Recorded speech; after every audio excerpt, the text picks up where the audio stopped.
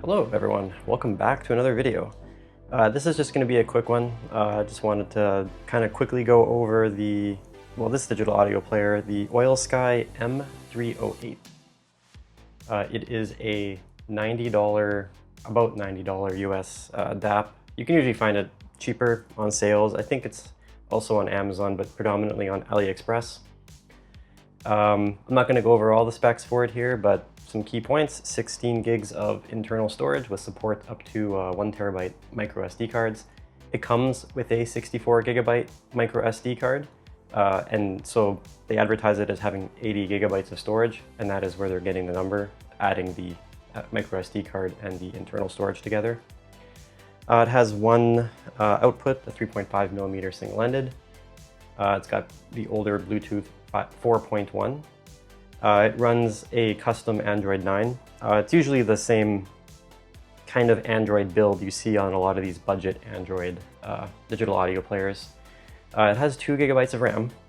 It has Wi-Fi, and it has an actual DAC chip. And I say it has an actual DAC chip because a lot of the budget devices, especially like budget Android ones, and I'm talking like really budget, like under $50, they usually don't have a very good DAC. This has an actual ESS DAC, so it's the 9018Q2M, which is nice to see actually. It promises up to 15 hours of battery life as well.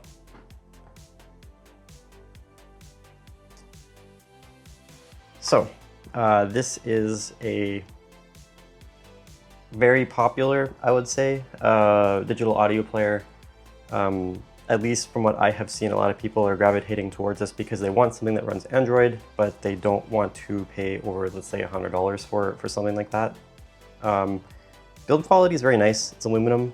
It feels solid. It has a volume wheel, which I don't love, just because the usage of it is awkward, because it just it's kind of hard to actually change, and because they only give you a bit of space on each side here.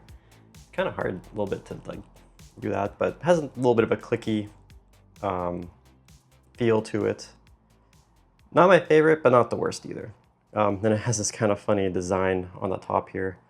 Bottom has all the connectivity, so you have the micro SD card, USB-C, and the 3.5 millimeter. Nothing on the left side. The right side has the so next track, previous track.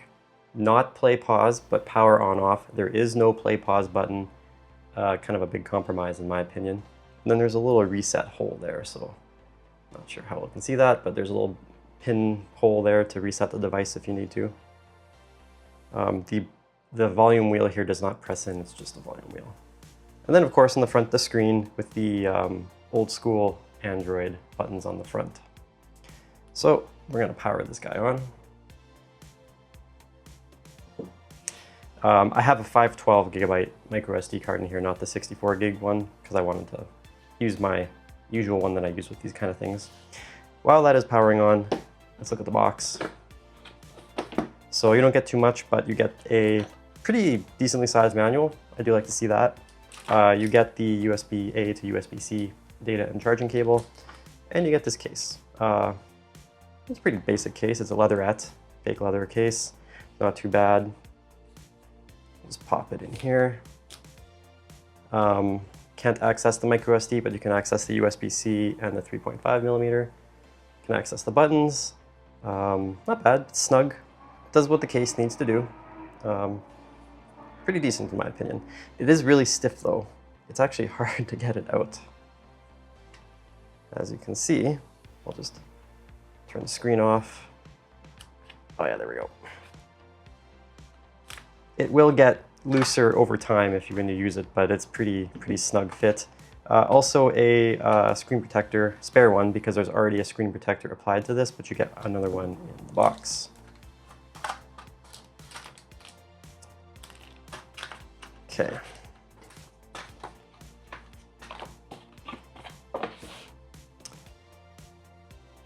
And let's just zoom in here. And you can see it is running Android. Hey, look at that, that's amazing. Pretty basic launcher. There's no app drawer, it's just everything on the screen. not the worst thing in the world for an Android, a budget Android DAP.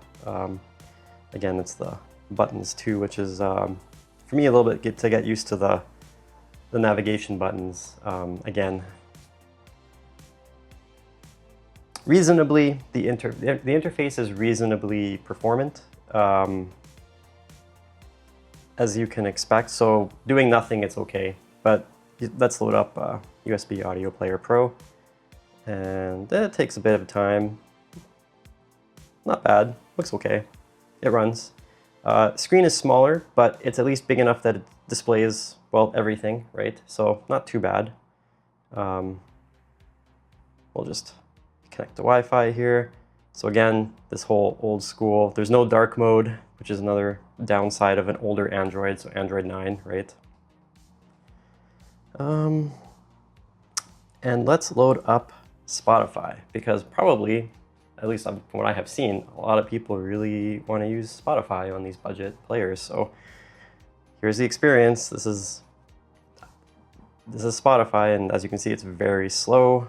I don't think I have my premium. Yeah, I don't have premium anymore, which is fine. I don't really care. You get the idea just to see how it is. So it's, you know, feels sluggish. You have to wait for it. So this might be unacceptable for some people. It might be acceptable to other people. Yeah, that's not going to do it. Keep it like this. Once it loads stuff, it's okay, but it is on the slower side for sure. As you can see, it takes a second to think whenever you're doing something. Now, Spotify is sort of like a worst case scenario because it is a very demanding application. It just loads so much data in the background.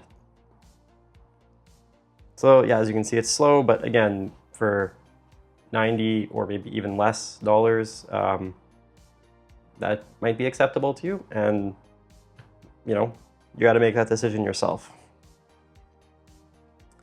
Let's just close that. Just pop into the settings here. All the basic settings. It's using 1 out of 2 gigs of RAM. As I mentioned, Bluetooth, Wi-Fi. Basic audio settings, so a low and high gain. You can pick the LDAC mode, and you can also pick the codec.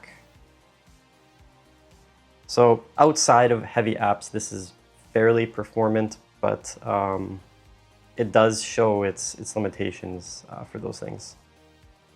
So it comes pre-installed with, you know, the FIO app, AMP, which is not a bad media player, and Tidal.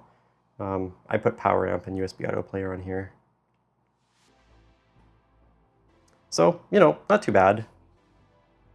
Basically, it's an Android app. It's what you're going to expect.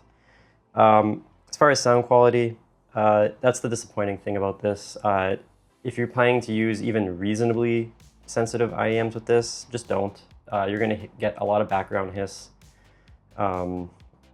Even, you know, anything that's under about 30 ohms of impedance, you're gonna hear some background hiss and background noise. And I guess that's probably the most disappointing for me, because I think for this, because there's only 125 milliwatts of output power for the 3.5 millimeter here. So you're not going to be using too many over-ear headphones with this. You won't hear the hiss with over-ear headphones, but you will hear it with most IEMs. And again, higher impedance, not sensitive IEMs will be fine, but anything even reasonably sensitive, so in my testing it's about 30 ohms and under, you will hear background hiss, and that's disappointing. Otherwise, it sounds okay. It sounds, you know, how you would want it to sound, which is that it plays audio and it sounds not distorted, fairly clean when there's no background hiss, so not bad. Would I recommend this? I would say this should not be your first option. This is an option, but it should not be your first one. You should look at all, basically whatever your requirements are. If you do end up on this, then, well, it's what it is, but I would not use this this is not something you should be like, oh my God, I need to go get this right now. If you're considering something like this, go get something like this instead. This is the Surfans F20 Pro. Yes, the screen is a bit smaller, not terribly smaller, but a bit, as you can see. But you get dark mode, so you get a newer Android version, and you get more RAM. This is 4 gigs versus 2. Newer Bluetooth 5.1, I believe, if I remember correctly. Yes, the screen size will be an issue for some, but let's crank the brightness on here for both of these. The brightness is about the same on both of them, maybe a little bit brighter, maybe slightly better looking colors on the F20 Pro, but you get a play pause button, whereas you don't get one on here. So if you're going to consider this, I would say maybe look at the F20 Pro first, and only if your budget is a limitation here would I recommend the Oilsky M308. Also, battery life is a little bit disappointing. It says about 14 hours, correct? Let's just pop that up again so I can see it. Yeah, 15 hours. I was not getting 15 hours with this thing. Even just using USB Audio Player Pro is getting closer to like 11 hours. And if you're going to be using Spotify or if you're going to be streaming, then it's going to go down even more. So again, I would not recommend that if you need battery life. Just take a quick look at the back here too, because I didn't show it before. Even nicely has the symbols here. You know, like the overall design is pretty solid. I guess just the implementation fumbled a little bit. So I would like to see them come back with a newer version of this with an updated CPU, more RAM, proper button implementation, and well, newer Android version for sure. This also, it doesn't necessarily have global SRC bypass. So if you're using a music streaming app that doesn't implement the bypassing of Android's resampler to 48 kilohertz, then your audio is going to get resampled. USB Audio Player Pro, you have to use the internal, or sorry, the custom high-res driver. I'll just go into the settings here and show you. Let's go into settings, internal high-res audio. Nope, I don't think it's there.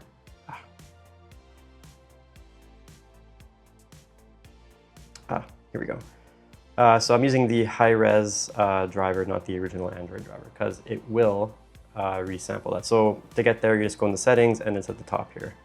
Internal audio driver, which tells you, you tell it which one to use. This doesn't always work for every device, but I have yet to find one where it doesn't. So this is the option you want to use for it. Yeah, so that's the Oilsky M308 digital audio player. And I hope this was informative and you can make your decision on whether this is of interest to you or not. All right, I'll see you in the next video.